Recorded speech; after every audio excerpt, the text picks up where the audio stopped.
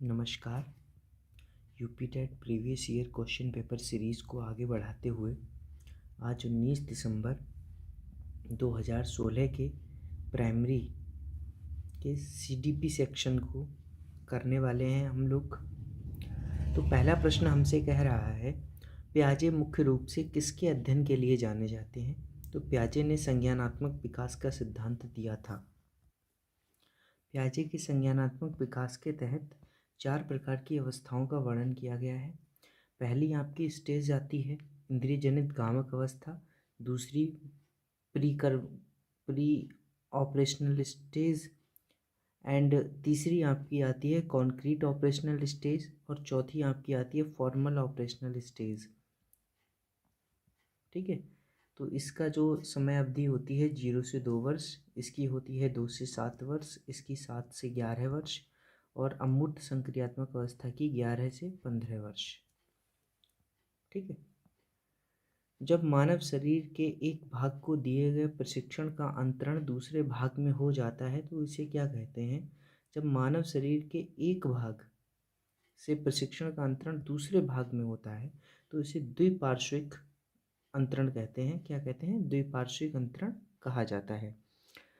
अधिगम स्थानांतरण की हम लोग अब बात करेंगे।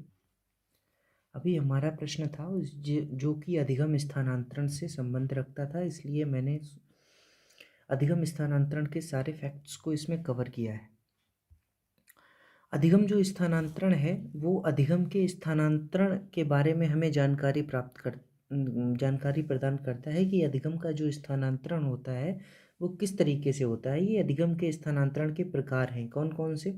सकारात्मक अधिगम स्थानांतरण वह अधिगम स्थानांतरण होता है जैसे कि जब हमारा कोई पूर्व अधिगम को बाद के अधिगम में सहायता करता है।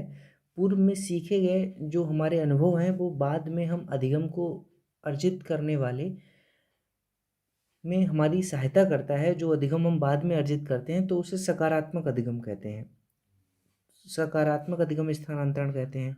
नकारात्मक अधिगम स्थानांतरण क्या होता है? जब पहले का अधिगम हमारे बाद के अधिगम में सीखने में बाधा उत्पन्न करता है तो उसे हम नकारात्मक अधिगम स्थानांतरण कहते हैं। सकारात्मक अधिगम स्थानांतरण का जो एग्जाम्पल है वो आपका संस्कृत से हिंदी सीखना। क्या सीखना? संस्कृत से आप हिंदी सीखते हैं। और नकारात्मक अधिगम स्थानांतरण का एग्जाम्पल है इंग्लिश से हिंदी सीखना।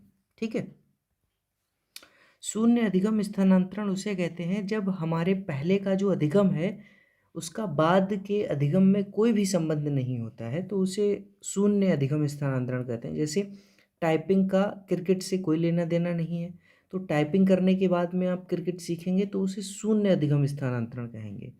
ऊर्ध्वाधर लंबवत अधिगम स्थानांतरण, इस अधिगम स्थानांतरण में निम्न स्तर के ज्ञान को उच्च स्तर के ज्ञान में प्रयोग करते हैं। जैसे साइकिल चलाने पर आप पहले साइकिल चला रहे थे, बाद में जब आप मोटरसाइकिल चलाना सीखते हैं तो फिर इसका जो साइकिल चलाने का जो अनुभव है वो मोटरसाइकिल चलाने के अनुभव में काम आता है। तो ये ऊर्ध्वाधर लंबवत अधिगम स्थानांतरण हुआ। क्षैतिज अधिगम स्थानांतरण उसे कहते हैं जब कोई विषय आपस में, दो विषय आपस में समान ना होते हुए भी उन दोनों क्षेत्रों में आपके जो अधिगम है वो सहायता करता है आपका। जैसे कि मैथ्स और फिजिक्स दो विषय आपस में भिन्न भिन्न हैं, लेकिन मैथ्स के जो फार्मूले हैं वो फिजिक्स में भी यूज़ होते हैं, तो इसे हम क्या कहते हैं? क्षैतिज अधिगम स्थानांतरण कहते हैं। पार्श्विक अधिगम स्थानांतरण उसे कहते हैं जब किसी एक अंग के द्वारा हम कोई कौशल सीखते हैं तथा उस अंग में चोट लग जाए या फिर किसी प्रकार की दुर्घटना होने पर हम अपने दूसरे अंग, मतलब कि उसके सापेक्ष जो हमारा दूसरा अंग होता है उसको हम, मतलब कि किसी भी कारणवश उससे हम अपना काम करने लगते हैं तो उसे क्या कहते हैं? पार्श्विक अधिगम स्थानांतरण कहते हैं। जिसे आप इस उदाहरण से सही से समझ सकते हैं। दाएं हाथ में चोट लगने पर बाएं हाथ से आप लिखना आरंभ करते हैं तो ये पार्श्विक अधिगम स्थानांतरण है। द्विपार्श्विक अधिगम स्थानांतरण क्या होता है? एक अंग का कौशल सीखते हैं तो वह दूसरे अंग में स्थानांतरित हो जाता है। जैसे कि आपको सीधे हाथ से लिखने में ज़्यादा कठिनाई का अनुभव होता है स्टार्टिंग में, लेकिन जब आप बाएं हाथ से लिखने का आरंभ करते हैं तो आपको उसकी अपेक्षा थोड़ी सहजता महसूस होती है। तो इस तरीके से अधिगम के स्थानांतरण जो हैं वो आपके ये निम्न प्रकार के पाए जाते हैं। अब हम लोग अधिगम स्थानांतरण के प्रमुख सिद्धांत के बारे में चर्चा कर लेते हैं। अधिगम स्थानांतरण से जो प्रमुख सिद्धांत हैं वो निम्न है। सामान्यीकरण सिद्धांत को जड़ने दिया है। जी कारक द्विकारक सिद्धांत को स्पीयरमैन के द्वारा, आरोपण सिद्धांत कोहलर और समान तत्व जो सिद्धांत है उसे थॉर्नडाइक के द्वारा दिया गया है। तो इस तरीके से इस प्रश्न से हमने जो अधिगम स्थानांतरण है उस टॉपिक को पूरी तरीके से कवर किया है। तीसरा प्रश्न हमसे कहता है दिए हुए प्राप्तांकों के समूह में जो प्राप्तांक बहुधा यानी कि अधिक बार आता है तो उसे आप क्या कहते हैं? तो हम उसे क्या कहेंगे? बहुलक कहेंगे। उसे क्या कहते हैं? हम बहुलक कहते हैं। मध्यमान को हम लोग औसत के नाम से भी जानते हैं। अर्थात मध्यमान क्या होता है आपका? जब किसी एक समूह के जो आंकड़े होते हैं उनको हम उसकी संख्या से विभाजित कर देते हैं तो जो हमें वैल्यू प्राप्त होती है उसे आप क्या कहेंगे? मध्यमान कहेंगे। जैसे कि कोई समूह के आंकड़े a प्लस बी प्लस सी ये आपके कुछ आंकड़े रहे हैं तो इसकी टोटल नंबर ऑफ संख्या 4 से आप डिवाइड करेंगे तो जो वैल्यू आएगी उसको हम क्या कहेंगे? मध्यमान कहेंगे। ठीक है। अब माध्यांक की बात कर लेते हैं। तो माध्यांक जो होता है वो एक प्रकार से हम इसको माध्यिका कहते हैं। क्या कहते हैं? माध्यिका कहते हैं। माध्यिका एक वह अंक होता है जिसके जो मतलब कि ठीक बीच में स्थित होता है। इसके ऊपर तथा नीचे जो संख्याएं होती हैं वो समान होती हैं तो उसे हम माध्यिका कहते हैं। उस पॉइंट को माध्यिका कहते हैं। अर्थात एक ऐसी संख्या जो इस समूह के बड़े भाग को समूह के छोटे छोटे भागों से अलग करती है। अर्थात इसके ठीक ऊपर भी उतनी संख्याएं होती हैं और इसके ठीक नीचे भी उतनी ही संख्याएं होती हैं। मानक विचलन क्या होता है? जैसे सांख्यिकी में हम लोग क्या करते हैं? एक डेटा सेट को लेते हैं, डेटा सेट लेते हैं, ठीक है, तो उसका मानक विचलन निकालते हैं। सॉरी, उसका हम लोग प्रसरण निकालते हैं। क्या निकालते हैं? प्रसरण। प्रसरण क्या होता है? आपका जो मिनिमम वैल्यू और मैक्सिमम वैल्यू का जो डिफरेंस होता है, मिनिमम एंड मैक्सिमम वैल्यू का डिफरेंस होता है उसे हम प्रसरण कहते हैं। तो इसका जो स्क्वायर रूट ऑफ वैल्यू होता है उसको हम लोग क्या कहते हैं? मानक विचलन कहते हैं। अर्थात मानक विचलन को व्यापक रूप से हम लोग यह मापते हैं कि आंकड़े कितने विस्तारित फैले हुए हैं। तो मानक विचलन का प्रयोग हम लोग आंकड़े के विस्तारों को जानने के लिए करते हैं। ठीक है। मेरा प्रयास ये हो रहा है कि मैं हर एक प्रश्न के साथ में उससे संबंधित जो भी कंटेंट है उसको मैं कंप्लीट करता चलूँ। अगला प्रश्न मुझसे कह रहा है कि क्रिया प्रसूत अनुकूलन जो सिद्धांत है उसका प्रतिपादन किसने किया? तो क्रिया प्रसूत अनुकूलन जो सिद्धांत है उसका प्रतिपादन स्किनर के द्वारा किया गया। स्किनर महोदय जो हैं वो चूहा और कबूतर पर प्रयोग इन्होंने अपना किया था। किस पर प्रयोग किया था? इन्होंने चूहे और कबूतर पर अपने प्रयोग किए थे। इनके क्रिया प्रसूत अनुबंधन सिद्धांत को हम लोग नैमित्तिक सिद्धांत भी कहते हैं, सक्रिय अनुबंधन का सिद्धांत भी कहते हैं और इसे आरएस थ्योरी भी कहते हैं। क्या कहते हैं? RS theory. ये 3 नाम इनके बहुत ही महत्वपूर्ण हैं जो कि प्रीवियस ईयर में पूछे जा चुके हैं, इसलिए मैंने इनका आपके सामने जिक्र किया है। तो इसमें क्या होता है? सक्रिय जो क्रिया प्रसूत अनुकूलन जो सिद्धांत है इनका, इसमें चूहा जो होता है घंटी बजाता है तो उसे खाना प्राप्त होता है, जिससे कि क्या होता है? उसे पुनर्वलन मिलता है। तो इसीलिए हम लोग इसे पुनर्वलन का सिद्धांत भी कहते हैं। अब हम लोग पैबलाव के कुत्ते पर आते हैं। तो पैबलाव ने कुत्ते पर प्रयोग किया था। इनका जो सिद्धांत था उसको क्लासिकल थ्योरी भी कहते हैं और एस टाइप थ्योरी के नाम से भी जाना जाता है। क्लासिकल थ्योरी को शास्त्रीय अनुबंधन का सिद्धांत भी कहा जाता है। इनके सिद्धांत के अन्य नाम है संबद्ध प्रतिक्रिया का सिद्धांत, अनुकूलित अनुक्रिया का सिद्धांत। ये इनके अन्य नाम हैं जो इवान पैबलाव हैं आपके, ये रूस से रिलेट करते हैं। कहाँ से रिलेट करते हैं? रसिया से रिलेट करते हैं। ठीक है। अब हम थॉर्नडाइक की बिल्ली पर आते हैं। तो थॉर्नडाइक ने बिल्ली पर प्रयोग किया था और इनका जो सिद्धांत है उसे प्रयास एवं त्रुटि का सिद्धांत कहते हैं। इसमें भी ठीक उसी तरीके से होता है कि बिल्ली जो होती है उसको हम एक बंद कमरे में अंधेरे कमरे में बंद कर देते हैं, जिससे वो छटपटाने लगती है और बाद में उसको एक लीवर प्राप्त होता है, वो लीवर को दबाती है तो दरवाज़ा खुल जाता है। इस तरीके से क्या होता है, वह धीरे-धीरे क्या होती है, जब उसको सेकंड टाइम्स करते हैं तो थोड़ा कम समय लगता है। इसी तरीके से प्रक्रिया दोहराने पर वह मतलब कि उसको कमरे में बंद किया जाता है, वह तुरंत ही लीवर दबाती है और कमरे से बाहर आ जाती है और खाना खाने लगती है। ये जो होता है ये उसका आपका एक प्राइज़ कह लो या पुरस्कार कह लो या प्रोत्साहन कह लो, जिसके लिए वो लीवर दबाने के लिए क्या होती है, प्रेरित होती है। थॉर्नडाइक ने मुख्य नियम भी दिए हैं जो कि 3 हैं। ताप का नियम, तत्परता का ताप इसकी जो ट्रिक है, ताप यानी तत्परता का नियम, अभ्यास का नियम और प्रभाव का नियम। गौड़ नियम भी इन्होंने 5 दिए हैं, जिसमें आपका बहुवचन क्रिया का नियम है, आंशिक क्रिया का नियम है, मनोवृत्ति का नियम है, सादृश्यता का नियम है और सहचर्यात्मकता का नियम है। ठीक है। अल्बर्ट बंडूरा सॉरी अभी हम लोग कोहलर के बारे में भी चर्चा करेंगे। कोहलर जो है वो एक गेस्टाल्टवादी हैं और इन्होंने सूझ का सिद्धांत दिया था। इसके जो अन्य नाम हैं, अवयवीवाद का सिद्धांत है, पूर्णकारवाद का सिद्धांत है, संपूर्णवाद का सिद्धांत है, ये और इसको हम लोग समग्रवाद का सिद्धांत भी कहते हैं। और इन्होंने अपने प्रयोग में बनमानुस को लिया था और उसका नाम जो था वो सर्कस में काम करता था, उसका नाम सुल्तान था। ठीक है। तो और एक छड़ उसको देते हैं तो फिर क्या करता है, इसके 2 एक्सपेरिमेंट दिखाए जाते हैं, एक डब्बे वाला दिखाया जाता है और एक पिंजड़े में बंद होता है, उसको 2 छड़ छड़ दी जाती है, एक छड़ को दूसरी छड़ में वो ऐड करके अपना जो भोजन है उसको प्राप्त कर लेता है। ठीक है। अगले प्रश्न की तरफ बढ़ते हैं। अगला प्रश्न हमसे कह रहा है कि अल्बर्ट बंडूरा निम्न में से किस सिद्धांत से संबंधित है। अल्बर्ट बंडूरा ने सामाजिक अधिगम के सिद्धांत को दिया था। सामाजिक अधिगम के सिद्धांत में इन्होंने सामाजिक अधिगम का सिद्धांत है ये, इन्होंने बारबीडाल गुड़िया पर इस पर जो है एक्सपेरिमेंट किया था और इन्होंने कहा कि जो बच्चे हैं वो आपके ऑब्जर्वेशन के द्वारा सीखते हैं, अर्थात वे जो हैं वो किसी चीज़ को ऑब्जर्व करते हैं और फिर उसकी तरह जो है अनुकरण करने का प्रयत्न करते हैं। और दूसरा इनका जो प्रमुख फैक्ट है कि mental states are important to learning, मतलब कि बच्चे की जो मानसिक दशा है या मानसिक स्थिति है वो सीखने के लिए बहुत ही महत्वपूर्ण है।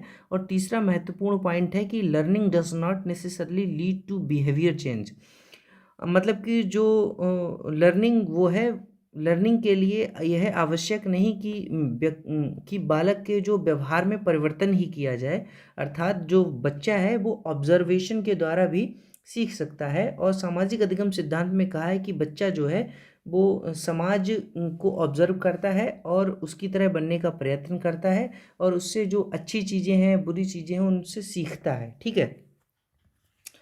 एंड जो व्यवहारात्मक सिद्धांत है उसको थॉर्नडाइक के द्वारा दिया गया और विकास का जो संज्ञानात्मक विकास का सिद्धांत है उसे पियाजे के द्वारा दिया गया और मनोसामाजिक सिद्धांत जो है वो एरिक्सन के द्वारा दिया गया। ठीक है। अगला जो प्रश्न है वो मानसिक आयु का जो प्रत्यय है वो किसने दिया। मानसिक आयु का जो प्रत्यय है वो बिने एंड साइमन के द्वारा दिया गया था। किसके द्वारा दिया गया था?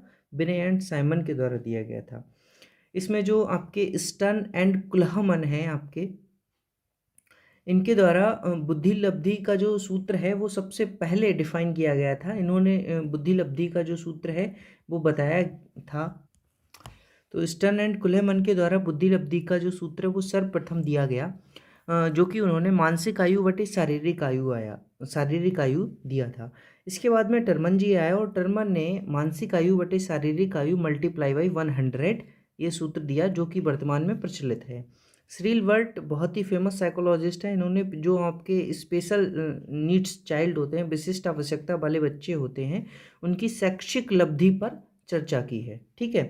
निम्न में से कौन सा सीखने का नियम नहीं है?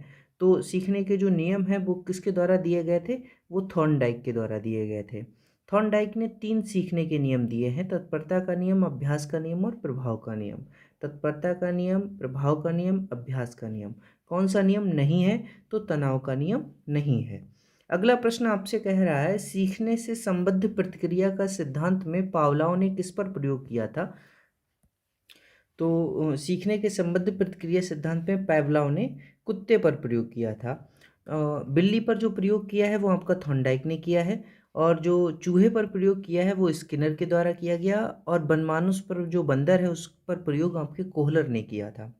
अगला प्रश्न आपसे कहता है, सूझ के द्वारा सीखने का जो सिद्धांत है, ये सूझ का जो सिद्धांत है वो आपके किसने दिया था? ये कोहलर के द्वारा दिया गया था, जो कि आपके कौन थे? गेस्टाल्टवादी थे। कौन थे? गेस्टाल्टवादी थे। ठीक है।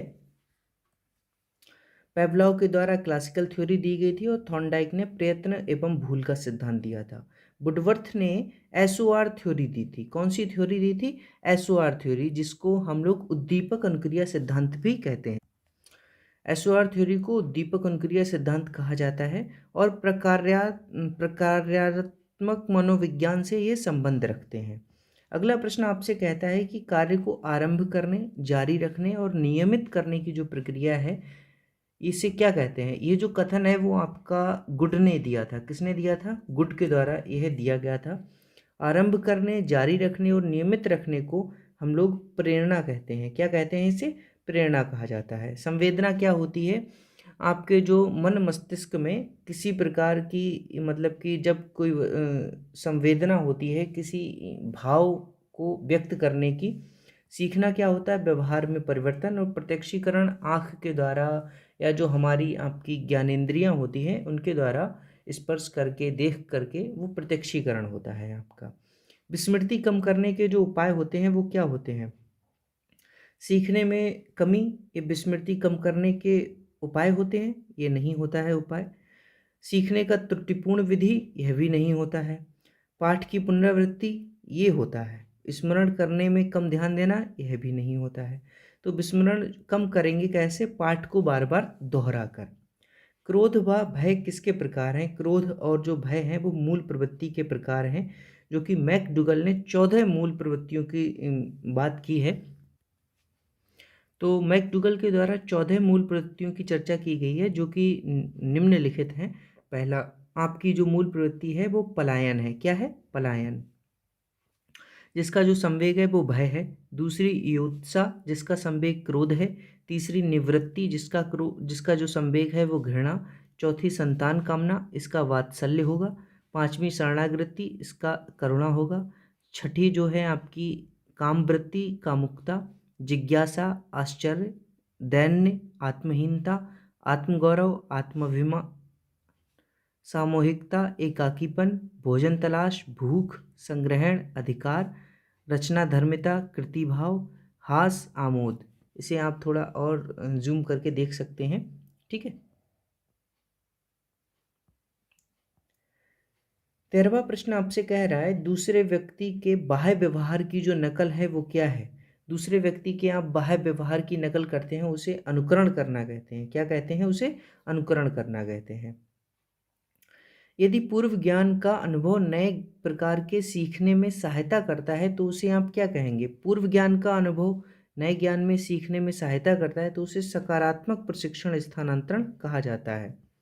सीखी हुई बात को स्मरण रखने या पुनः स्मरण करने की जो असफलता है, क्या है? असफलता है, उसे हम लोग विस्मृति कहते हैं। ठीक है। क्या कहेंगे? विस्मृति।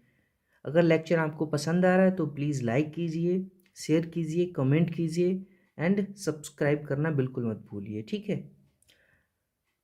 16वां प्रश्न आपसे कह रहा है कि टर्मन के अनुसार 90 से 100 बुद्धि लब्धि वाले जो बच्चे होते हैं उन्हें क्या कहते हैं? तो टर्मन ने बुद्धि लब्धि का जो सूत्र है, जो कि वर्तमान में प्रचलित है, वो दिया था, मानसिक आयु बटे शारीरिक आयु मल्टीप्लाई बाई 100। तो इन्होंने बुद्धि लब्धि का जो वितरण है वो इस प्रकार से किया है। इन्होंने 90 से 110 वालों को क्या कहा है? सामान्य बुद्धि कहा है। बाकी आप लोग देख सकते हैं खुद से। तो हम लोगों को 90 से 100 के बीच में जिक्र करना है तो उसे सामान्य बुद्धि कहेंगे। ठीक है। हॉल का सिद्धांत निम्न में से किसकी व्याख्या करता है? यहाँ पर जो हॉल हैं वो कौन से हॉल हैं? Stanley hall. स्टेनले हॉल जो है वो किशोरावस्था की, इन्होंने की जो फेमस डेफिनेशन है, एडोलसेंस इनकी पुस्तक है, जो कि इनकी जो परिभाषा है वो है कि किशोरावस्था दबाव, तनाव और तूफान की एक अवस्था है। तो किशोरों के मनोविज्ञान की यह क्या करते हैं? व्याख्या करते हैं। मानव व्यक्तित्व के मनोलैंगिक विकास को निम्न में से किसने महत्व दिया था? मानव व्यक्तित्व का जो मनोलैंगिक विकास का जो सिद्धांत है वो फ्राइड के द्वारा दिया गया था। किसके द्वारा दिया गया था? फ्राइड के द्वारा दिया गया था। और जो स्टैनले हॉल है वो किशोरावस्था से संबंध रखते हैं। अगला प्रश्न है, मनोविज्ञान की प्रथम प्रयोगशाला किसने स्थापित की थी? तो मनोविज्ञान की जो प्रथम प्रयोगशाला है आपकी, वो लिप्जिंग नामक शहर में थी। कहाँ थी? लिप्जिंग नामक शहर में थी 1879 में, जो कि विलियम बुंट के द्वारा ये जर्मनी में, कहाँ? जर्मनी में ओपन हुई थी। और जो इंडिया की जो पहली प्रयोगशाला है वो कहाँ है? इंडिया की कोलकाता में स्थित है। कहाँ स्थित है? कोलकाता में। और हमारे यूपी की जो प्रयोगशाला है वो इलाहाबाद में स्थित है। कहाँ स्थित है? इलाहाबाद में, जिसे हम लोग प्रयागराज भी कहते हैं। गेस्टाल्ट मनोविज्ञान की जो आधारशिला है वो किसने रखी थी? गेस्टाल्ट जो मनोविज्ञान है उसकी आपकी जो आधारशिला है वो मैक्स वर्थीमर के द्वारा रखी गई थी। कर्ट लेविन ने क्षेत्रवाद का सिद्धांत दिया था। इन्होंने क्या दिया था? क्षेत्रवाद का सिद्धांत। ये बहुत ही महत्वपूर्ण सिद्धांत है। गेस्टाल्ट मनोविज्ञान की आधारशिला मैक्स बर्थीमर के द्वारा रखी गई थी। संघनन का जो सिद्धांत है वो किससे संबंध रखता है?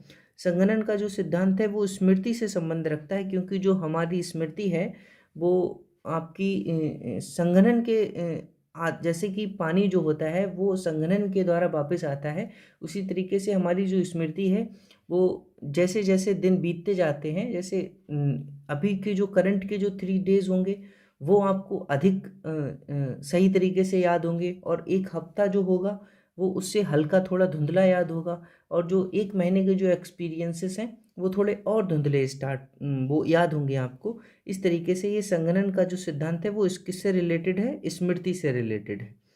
क्षेत्रवाद का जो सिद्धांत है वो किस वर्ग का योगदान है? तो क्षेत्रवाद का जो सिद्धांत है वो आपका गेस्टाल्टवादियों ने दिया था। और क्षेत्रवाद का सिद्धांत किसने दिया था? कर्ट लेविन ने दिया था। किसने दिया था? कर्ट लेविन ने। इसको याद करने का ट्रिक क्या है? क्षेत्र जो होता है वो काटा जाता है, तो इसीलिए कर्ट लेविन। भाटिया बैटरी का प्रयोग निम्न में से किसके मापन हेतु करते हैं? तो भाटिया बैटरी का जो परीक्षण है वो बुद्धि मापन में यूज़ किया जाता है। इसके आपके 5 टेस्ट इसमें होते हैं, जो कि हमारी प्रीवियस वीडियोस में इस पर चर्चा भी की गई है। अगला 24 जो क्वेश्चन है, अभिक्रमयोजित अधिगम का प्रत्यय जो है वो किसने दिया था? अभिक्रमयोजित अधिगम का जो प्रत्यय है वो स्किनर के द्वारा दिया गया था। और बाकी जो आपके वॉटसन है, इनके द्वारा जो है वो अनुबंधन है उसकी व्याख्या की गई थी, और यह व्यवहारवाद के जनक भी माने जाते हैं। किसके? व्यवहार। और इनका एक प्रयोग बहुत ही फेमस है जो कि अनुबंधन से संबंध रखता है। उसमें इन्होंने अपने बेटे अल्बर्ट पर प्रयोग किया था। किस पर प्रयोग किया था? अपने बेटे अल्बर्ट पर प्रयोग किया था। ठीक है। और बाकी जो इनके विचार हैं वो पेवलॉव से बहुत ही मैच करते हैं, अर्थात ये भी व्यवहारवादी हैं, पेवलॉव भी व्यवहारवादी हैं। और थॉर्नडाइक के द्वारा जो है वो आपका त्रुटि एवं प्रयास एवं त्रुटि का सिद्धांत दिया गया। और CH हल के द्वारा पुनर्वलन का सिद्धांत दिया गया। कौन सा सिद्धांत दिया गया? पुनर्वलन का सिद्धांत दिया गया। व्यवहारिक क्षमताओं में वह सापेक्ष स्थायी परिवर्तन जो कि प्रबलित अभ्यास का परिणाम होता है उसे क्या कहते हैं? वह सापेक्ष स्थायी परिवर्तन जो कि प्रबलित अभ्यास का परिणाम होता है उसे आप क्या कहेंगे? उसे हम लोग कहेंगे अधिगम। उसे क्या कहेंगे? अधिगम, जो कि आपका स्थायी परिवर्तन है। क्या है? स्थायी परिवर्तन। अधिगम स्थायी परिवर्तन होता है। अभिप्रेरणा किसे कहेंगे? किसी हमारे व्यवहार को उत्प्रेरित जो करती है उसे अभिप्रेरणा कहते हैं। हमारे व्यवहार को उत्प्रेरित करती है, उसे ऊर्जा देती है, उसे अभिप्रेरणा कहते हैं। किसी कार्य करने की क्षमता को अभिक्षमता कहते हैं। अभिवृत्ति क्या है? अभिवृत्ति आपकी मानसिक क्षमता है जो कि आपकी विशेषता या आपके जो अभिलाक्षणिक गुण हैं उनको निर्धारित करती है। संज्ञान किस बुद्धि से के सिद्धांत का हिस्सा है? जो संज्ञान है वो आपका गिलफोर्ड के सिद्धांत का हिस्सा है। किसके सिद्धांत का हिस्सा है? JP गिलफोर्ड के सिद्धांत का हिस्सा है। प्रतिदर्श सिद्धांत थॉमसन के द्वारा दिया गया। समूह कारक सिद्धांत थर्स्टन के द्वारा दिया गया। फ्लूइड तथा क्रिस्टलाइज सिद्धांत, जिसे हिंदी में द्रव और क्रिस्टल बुद्धि का सिद्धांत कहते हैं, जो कि रेमंड कैटल के द्वारा दिया गया था। जेपी गिलफोर्ड का जो सिद्धांत है, जेपी गिलफोर्ड का त्रिआयामी सिद्धांत है। कौन सा सिद्धांत है? त्रिआयामी सिद्धांत है।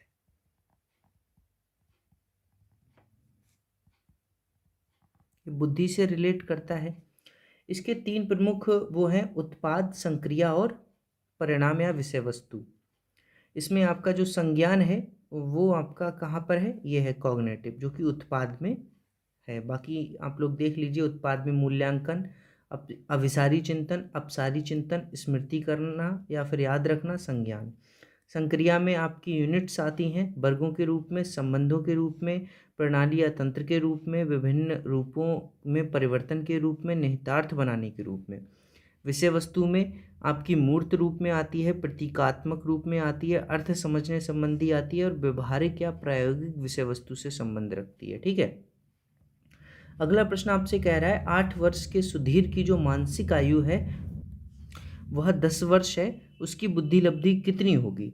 8 वर्ष उसकी फिजिकल एज है, जो कि आपकी फिजिकल एज हो गई, और ये मेंटल एज उसकी कितनी हो गई? 10 ईयर्स। तो 10/8 मल्टीप्लाई बाई 100 टर्मन के अकॉर्डिंग, तो ये इसको हम लोग डिवाइड करते हैं तो हमारा 125 आता है। तो डी ऑप्शन इसका बिल्कुल सही है। इसकी बुद्धि लब्धि जो है वो कितनी है? 125 है। ठीक है।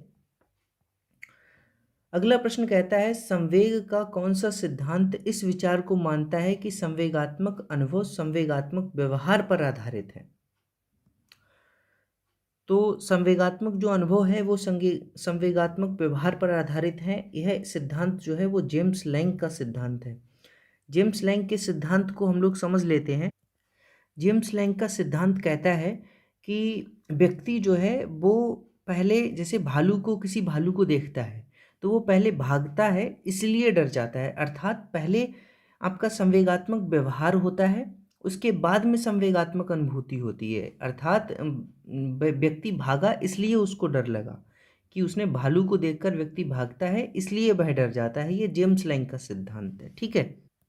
जबकि इसके विपरीत कैननवार्ड कहते हैं कि पहले संवेगात्मक अनुभूति होती है, उसके बाद में संवेगात्मक क्रिया होती है। अर्थात कोई व्यक्ति जो है वो पहले आपका मतलब कि डरता है, उसके बाद में रनिंग करता है।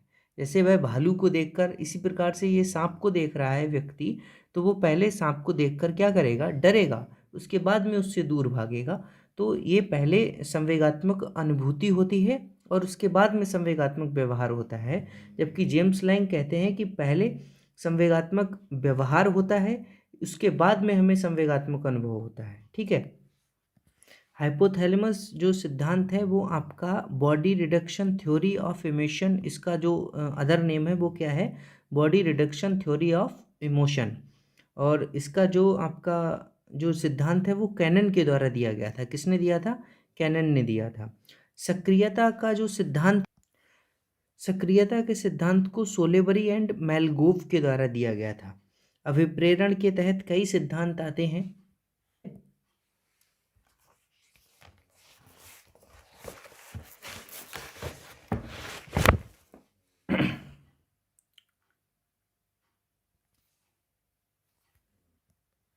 मैं आपको इनके जो मनोवैज्ञानिक हैं, किसने ये सिद्धांत प्रतिपादित किए, उनके नाम भी बता देता हूँ।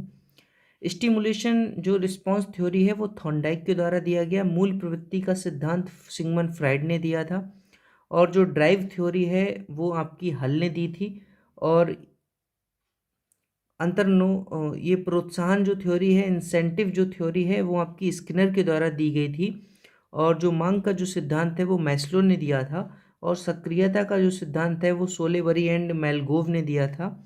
और संतुलन का जो सिद्धांत है वो हीडर के द्वारा दिया गया। और ये ऐच्छिक जो सिद्धांत है वो पार्सन्स के द्वारा दिया गया। इसमें जो इम्पॉर्टेंट है वो केवल ये महत्वपूर्ण है। और मूल प्रवृत्ति, मनोविश्लेषणात्मक, ये जिनके आगे एरो लगे हैं यही महत्वपूर्ण है केवल। ठीक है।